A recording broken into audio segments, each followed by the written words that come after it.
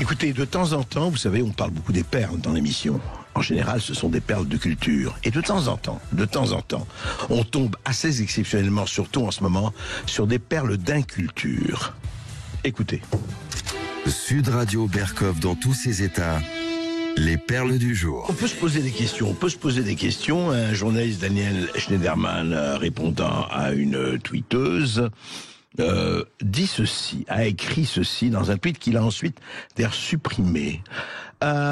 Qu'auraient fait les... Alors, à propos de ce qui s'est passé samedi, à propos des massacres dans les kibbutz, à propos de tout cela. Et voilà ce qu'il a écrit, tweeté. Qu'auraient fait les résistants? Il parle des résistants de 40-44, bien sûr, si les familles allemandes avec nourrissons et grands-parents étaient venues installer des colonies dans les villages français sur des terres confisquées. Voilà. C'est-à-dire qu'il avait établi un parallèle extrêmement intéressant entre les résistants français et les djihadistes du Hamas.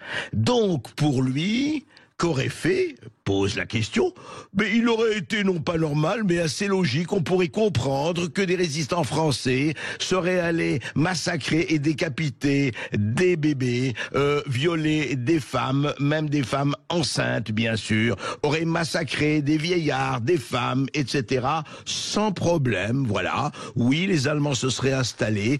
C'est-à-dire que pendant que les Allemands et les barbiers, etc., est-ce que vous avez entendu une fois un résistant français qui est allé massacrer des civils, et desquels des civils, et dans quelles conditions?